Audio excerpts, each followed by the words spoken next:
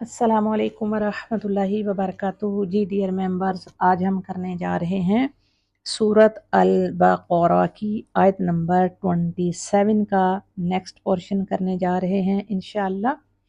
जो हमने कल सीखा अल्लाह ताला हमें उसको बेहतरीन समझने और अमल करने की तौफीक अता फरमाए। जो जो हम कर रहे हैं अल्लाह ताला उसको अमल की तौफीक में लाने की तौफीक दे हमें, अल्लाह आमीन या रब्बुल आलमीन। आज हम नेक्स्ट पोर्शन को देखते हैं। अऊज़ु बिल्लाहि मिनश शैतानिर रजीम। बिस्मिल्लाहिर रहमानिर रहीम। अल्लज़ीना यंक़ुदूना अहदल्लाहि मिन बादि मीसाक़िही। यहाँ तक हमने कल पढ़ा था। आज है तो यक क़ाफ कलकला है और हैवी लेटर भी है। यक तो यक़तऊना यक़तऊना ऊ आइन क्या है? वाव मद्दा है। यक क़ाफ कलकला और हैवी लेटर भी यक यक यक तो हैवी लेटर में से भी सबसे टॉप का हैवी लेटर है यक यक़तऊना यक़तऊना यक़तऊना। नून की यहाँ सिंगल हरकत है, जैसे ऊपर अल्लज़ीना नून की सिंगल हरकत थी, यंक़ुदूना नून की सिंगल हरकत थी, और यहाँ पर भी यक़तऊना नून की यहाँ सिंगल हरकत है। वयक़तऊना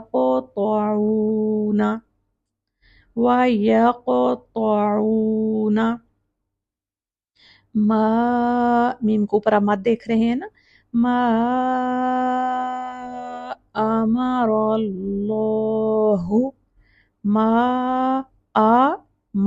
रॉ को जब ज़बर आता है या पेश आता है तो रॉ हैवी हो जाता है। मा अमरल्लाहु अमरल्लाहु मा अमरल्लाहु। इसमें रॉ और हैवी है और अल्लाह का जो वो लाम है वो हैवी है, लेकिन उसके साथ वाले लेटर्स हैवी नहीं करने। जैसे मा तो मीम सॉफ्ट लेटर है, रॉ को हैवी करने के लिए मीम को हैवी नहीं करना।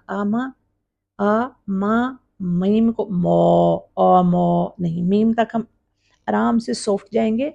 मा फिर रो हो, फिर हा के लिए फिर सॉफ्ट हो जाएंगे। मा अमरल्लाहु लोहू लाम को फुल हैवी करना है लोहू, और लेटर को हैवी करने के लिए लिप सर्कल नहीं करने, बल्कि जबान को कुव्वत के साथ ऊपर उठाना है।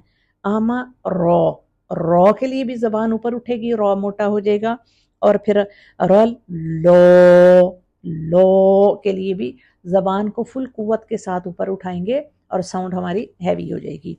लिप सर्कल नहीं करें। लिप सर्कल तब होंगे जब वाव आएगा या पेश आएगा तो लिप सर्कल होंगे, इसके अलावा नहीं होते। मा अमरल्लाहु बिही अब ही के ऊपर भी देख रहे हैं आप मद है। जैसे मा अमरा मीम के ऊपर मद थी तो हमने 4 हरकत का टाइम दिया था। ही के ऊपर भी मद है तो इस पर भी हम टाइम देंगे, और फिर आगे ही के बाद ही यू सोला, यहाँ तक आज हम पोर्शन करेंगे। फिर से मा अमरल्लाहु बिही अन युसला।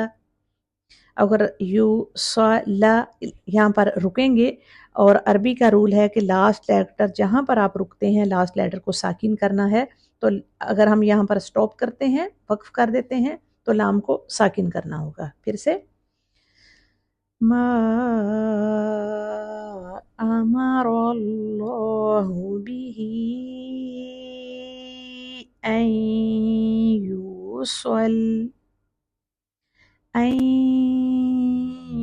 युसल सौद हैवी है और इसमें सीटी भी है। युसल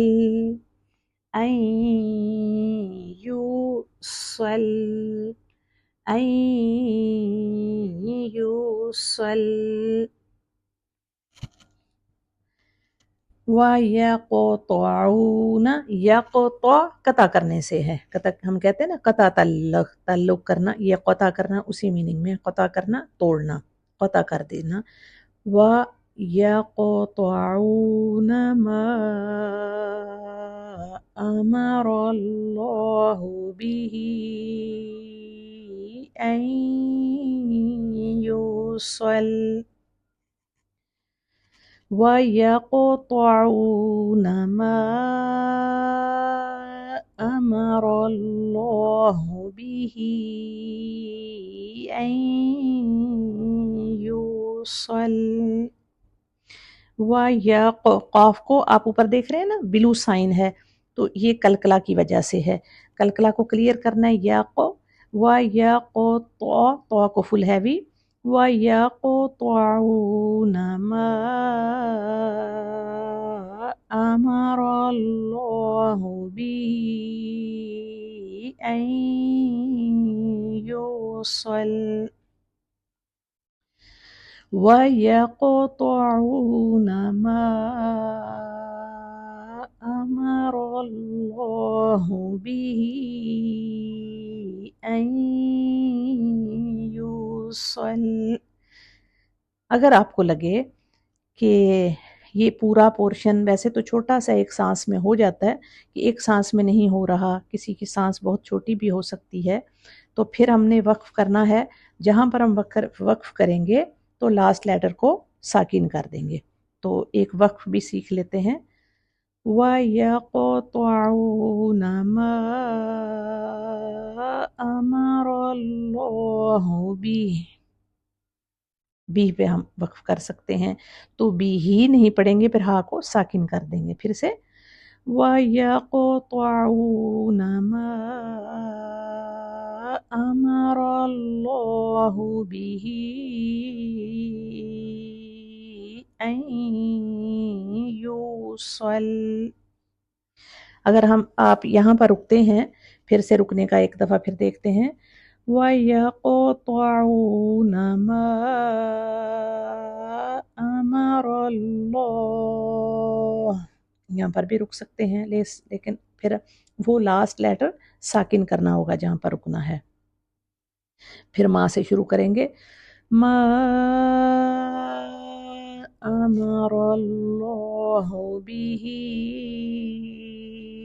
अन युसल वयक़तऊन मा अमरल्लाहु बिही अन युसल। तो इसकी ट्रांसलेशन हम देखते हैं। अल्लाह ताला पिछली आयत में हमें ये बताया था कि वो फासिक लोग कौन हैं। फासिक वो लोग जो यनकुदूना तोड़ डालते हैं अहदल्लाहु, अल्लाह का अहद, मिन बादी मीसाकी ही, पुख्ता अहद अल्लाह से करने के बाद उस अहद को तोड़ डालते हैं।